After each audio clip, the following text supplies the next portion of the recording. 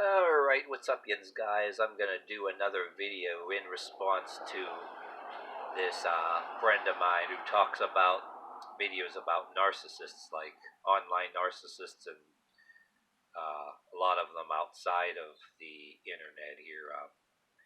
But I'm gonna may try to do a few videos like this one here to take you back to the earlier heyday of YouTube when you had the victim theater and the wah wah theater, and there was a time too back when you had the video responses that they cut out, and there was a lot of drama theater. And the thing that they call cringe now, cringe theater or cringe compilations, it wasn't called that then, but when you look back on it, that's what it was. But victim theater nonetheless. But anyway, especially on YouTube or out there in the world, I'm going to make my case that certain types of narcissists that'll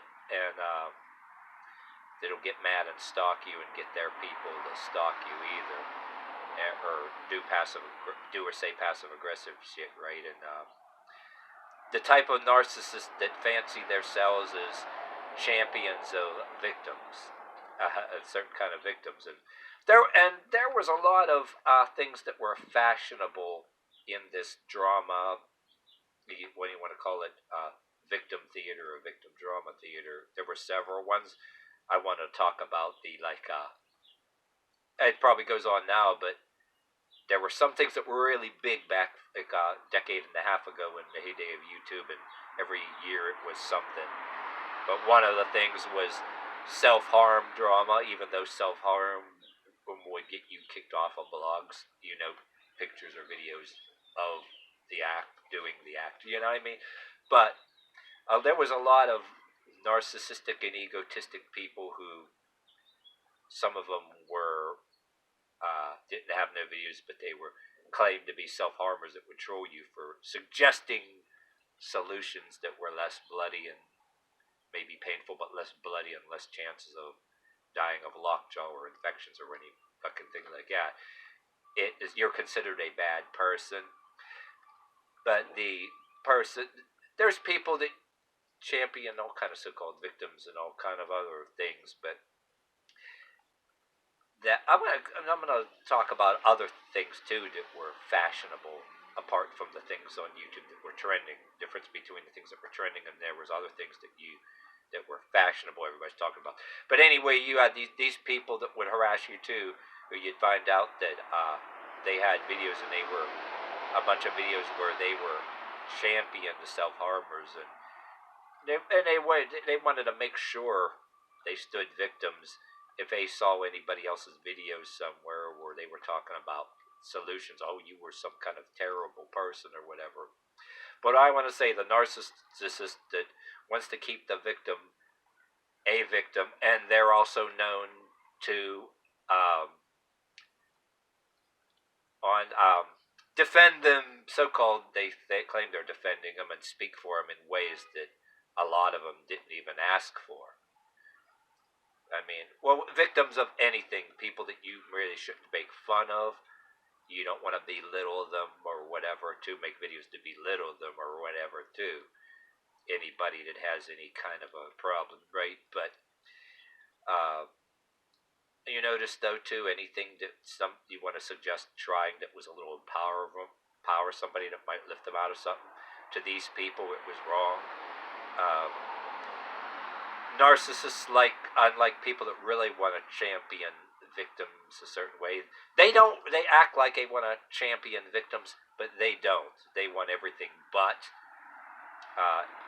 It's just what they're doing is just under the guise of champion victims. They like to say and do things on their behalf,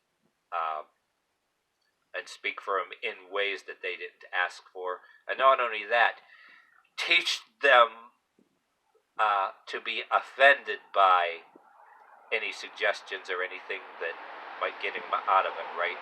For example, unlike I'm saying that stuff that it ain't cool to make fun of or belittle any kind of way or call them any kind of a name, right? You're not doing that. But they treat any suggestion, any idea that an alternative activity that would get somebody out of a habit, they treat that as, they'll argue that as that you're victimizing them, and they'll try to say it's the same way as belittling or whatever, without even asking some of them, to even teach them to be offended by you instead of offended by them. You know what I mean? And the reason why you're able to call them out is because way back in, I used to remember I got harassed by some of them, and they'll look at some of the stuff that I do on my channel now and say, "Oh, you think you're really something badass because you do this or this, that, some kind of exercise, but you don't know how pathetic you are." And I'm like, excuse me? And they'd give me some stupid ass answer. I had a lot of them old videos like that. They were of less quality. I had a shittier camera. I had them all taken down, but because they were a bunch of years old. But I can tell you a lot of things to laugh at. But you don't get that anymore now because it's not a big trend. But back then, that was a big trend. And say, I don't know, if you think about it off the top of your head, that shit still goes on now. It could be any kind of victim, everything from addiction to any other habits. And there are some people that they want to call victims that don't even deserve to be victims. But, well, anyway, they want to teach certain people to reject any suggestion that you might have, a polite suggestion of an alternative activity, and they want to teach them to be offended by it because they want to be seen as somebody that they want to make damn sure that they maintain their fake status as being their protector. You know what I mean? So they want to, and they'll say just about anything. And they express their anger against you, and they'll say, "Oh, you're not qualified to say any of this or that," and then you'd be asking them, like, "I don't see you have any fucking degree either." But on a separate note, if in people that have degrees outside of what I'm talking about, you can argue it's big business too for everybody to be depressed and self-degrading of self, and constantly forever in needing of therapy and everything else, because if there was any real solution that somebody tried that did work, damn, I mean, it's on some other note. But there's these people that ain't even professionals, just narcissists that gratify themselves, and they have like they get a stick up their ass about anybody. They say anything contrary to their opinion and their solutions. And what? And if you got this far in this video, one of the things I wanted to get at too and say that, which is another important thing too, they always imply or suggest that there is no other solution, that you don't know nothing. There is no real solution, that there is always going to be this problem. Like self-harm, there's no solution to it. Nobody can just quit. Oh, how dare you suggest anything other than what they're saying. They want to teach that the problem and the person that they constantly perpetuate as the victim on their behalf in ways that they never asked for.